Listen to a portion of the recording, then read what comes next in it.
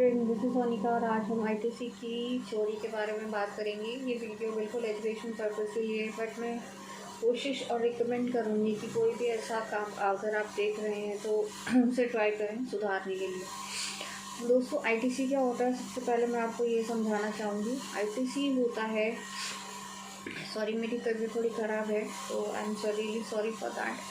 तो आईटीसी होता है जब आप किसी से मटेरियल परचेज़ करते हैं, आप उसके ऊपर जो टैक्स पे करते हैं उसको हम आईटीसी कहते हैं। आईटीसी की फुल फॉर्म होती है इनपुट टैक्स क्रेडिट। जब आप आईटीसी लेते हैं, अब आईटीसी की चोरी क्या होती है? आईटीसी की चोरी बहुत तरीके से होती है दोस्तों। जैसे आपने B2C के बिल काटे और आपने B2C के बिल, जब आप B2C की सेल दिखाते हो, आपने उसके अंदर 20 बिलों के अंदर से 10 बिल दिखा दिए और 10 बिल नहीं दिखा पाए, तो ये होती है आईटीसी की चोरी B2C बिलों की। अब इसके अलावा B2B बिलों की भी प्लानिंग होती है। तो प्लानिंग कहूँगी मैं, टैक्स इवेजन कहते हैं वैसे उसे प्रॉपर वर्ड में।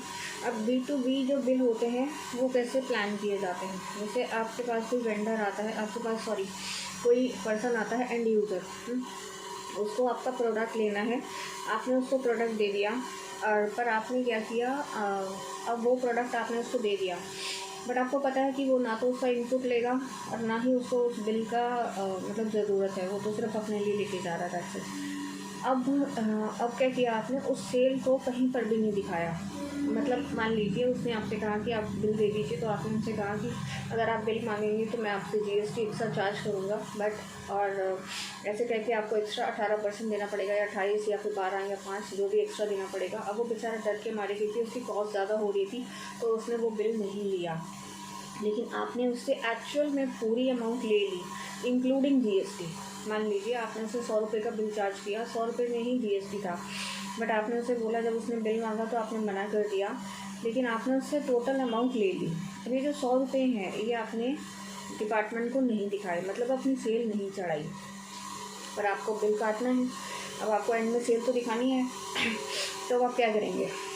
अब आप ये जो B2B वाला बिल है, आप क्या करेंगे, इस बिल को किसी दूसरी पार्टी को जिसे बिल चाहिए होगा, जिसे अपना खर्चा दिखाना होगा, उसको आप सेल कर देंगे। मतलब जिसको परचेज़ चाहिए होगी, आपने उस बिल को उसको सेल कर दिया, उसको परचेज़ मिल गई, आपको सेल दिख गई।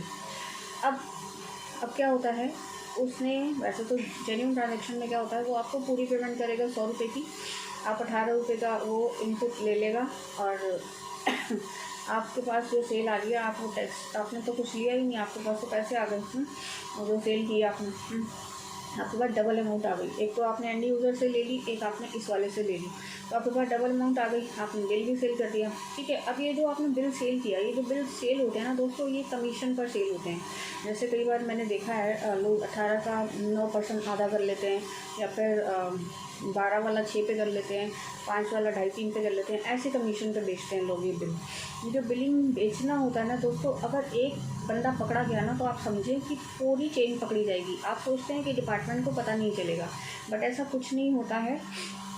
डिपार्टमेंट बहुत ज़्यादा समझदार लोगों से बना है। ऐसा नहीं है कि उन्हें नहीं पता चलता कि आपने कहाँ चोरी की है और क्या नहीं पता चल रहा है। वो एक चेन को पकड़ता है और पूरी चेन खुल जाती है उसके सामने। अब आप समझिए, यहाँ पर उसने पेमेंट नहीं की, उसने सिर्फ GST की अमाउंट उसको दे दी। मतलब क्योंकि उसको पे करना पड़ेगा GST, उसको भी पे करना पड़ेगा GST। तो मान लीजिए 18% था, तो उसने 9 रुपये उसको दे दिए, 9 रुपये खुद रख लिए। ठीक है, ये होती है बिलों की परचेजिंग, मतलब जो सिर्फ GST की अमाउंट ट्रांसफ़र होती है। अब उसने पेमेंट तो की नहीं, तो आपकी बैंक स्टेटमेंट से पेमेंट ना आई और ना उसने दी, तो पहला लूप होल तो ये हो गया जहाँ डिपार्टमेंट पकड़ सकता है। दूसरा, उसने ई-वे बिल नहीं काटा, ना आपने ई-वे बिल काटा, मटेरियल गया या मटेरियल वापस आया, ई-वे बिल दोनों के पास नहीं है। 50,000 के नीचे है तो अलग बात है, 50,000 के ऊपर है तो दोनों के पास ई-वे बिल नहीं है, तो ये दूसरा लूप होल जिसमें वो पकड़ा गया। अब तीसरा, मान लीजिए उसने ई-वे बिल आपको, उसने किसी ट्रांसपोर्टर का नंबर दे दिया मान लीजिए डिपार्टमेंट ने उसको पकड़ लिया और अब उसने आपको ट्रांसपोर्टर का नंबर भी दे दिया, राइट। क्या होता है ना, जहाँ झूठ पकड़ा जाता है ना, वहाँ पर क्या होता है, किसी भी ट्रांसपोर्टर का नंबर दे दिया जाता है। ठीक है, अब क्या होता है, एक केस में क्या हुआ था, एक केस में उन्होंने ई-वे बिल बनाए फर्जी, परचेज के बिल थे ऐसे ही, और उसमें क्या हो रहा था, उसने ई-वे बिल बना दिए साथ में। अब उसमें ट्रांसपोर्टर का नंबर डालना ज़रूरी होता है, TL नंबर और वो सब। उसने पोर्टल पे जो भी नंबर आ रहे थे, सॉरी गूगल पे जो भी नंबर आ रहे थे वहाँ से देख के उठा के उसने डालता था, राइट। अब डिपार्टमेंट ने उसको पकड़ लिया। जब पकड़ लिया तब क्या हुआ, आप अज्यूम नहीं करेंगे। उस डिपार्टमेंट ने जितने भी डीएल नंबर उसने डाले थे, दिल्ली के थे बट वैसे केस में, उन्होंने सारे डीएल नंबर चेक करा लिया ट्रांसपोर्टर्स को फ़ोन करके। और ट्रांसपोर्टर ने स्ट्रिक्टली मना कर दिया कि हमने इस बंदे का मटेरियल यहाँ से यहाँ नहीं भेजा है। पकड़ा गया बंदा।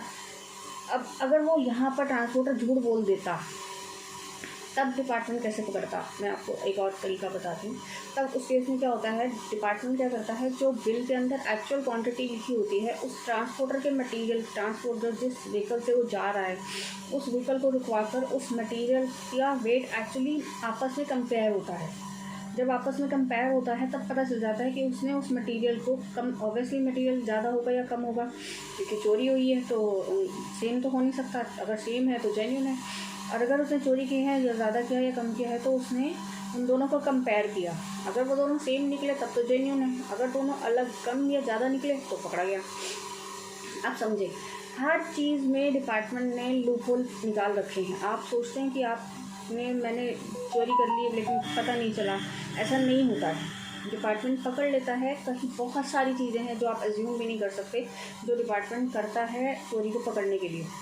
पहले क्या होता था, पहले लोग R1 फाइल करते रहते थे, 3B फाइल ही नहीं करते थे, तो क्या होता था, टैक्स पेमेंट ही नहीं होती थी। फिर डिपार्टमेंट ने मैकेनिज़्म बनाया कि अब 3B फाइल होगी, उसके बाद ही अगले महीने की R1 फाइल होगी, जिससे क्या है गवर्नमेंट को उसका टैक्स पे होता रहे।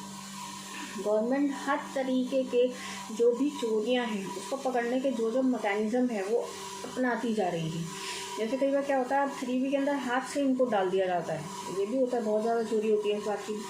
टैक्स पे नहीं होता है, मान लीजिए आपका 1 लाख का टैक्स ड्यू था, आपने 3B के अंदर हाथ से इनपुट डाल दिया और पे कर दिया, मतलब 3B फाइल कर दी, पर आपको नहीं पता कि वो जो हाथ से डाला ना, तो आपने देखा होगा कि वो ना मार्क हो जाता है, वो रेड मार्क हो जाता है वो कॉलम।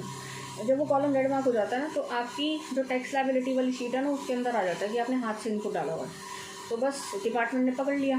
अब तो रिवर्सल वाला कॉलम भी आना स्टार्ट हो गया है, तो डिपार्टमेंट वहाँ पे भी पकड़ सकता है, क्योंकि वो अमाउंट उठ के वहीं आ जाती है जो आपने रिवर्स की, तो वो अमाउंट वहाँ आ जाती है, तो आप पकड़े गए। मतलब चोरी पकड़ने के बहुत सारे तरीके हैं। आज मैंने आपको 2-4 तरीके बताए हैं जो आईटीसी जो चोरियां होती हैं। अभी मैं आपको बहुत सारे तरीके धीरे धीरे बताती रहूँगी, बट मैं आपसे रिक्वेस्ट करूँगी कि आप कभी भी ऐसा ना करें, कभी भी ऐसा ना करें। प्रॉपरली और जेन्युइनली टैक्स पे करें, और कभी भी किसी गलत काम की तरफ ध्यान ना दें। गलत काम ही होता है, वो शॉर्टकट तरीके से ज़रूर अच्छा लगता है, लेकिन लॉन्ग कट में आपको दिक्कत देता है। ये बात आप हमेशा ख्याल रखें। और मिलते हैं हम दोस्तों नेक्स्ट वीडियो में। आई होप आपको कुछ पॉइंट समझ आए होंगे जो मैंने समझाने की कोशिश की है। अगर आप फिर भी आपको ऐसा लगे कि कुछ दिक्कत लग रही है तो आप प्लीज़ मुझे कमेंट करके ज़रूर बताइएगा। Thank you friends.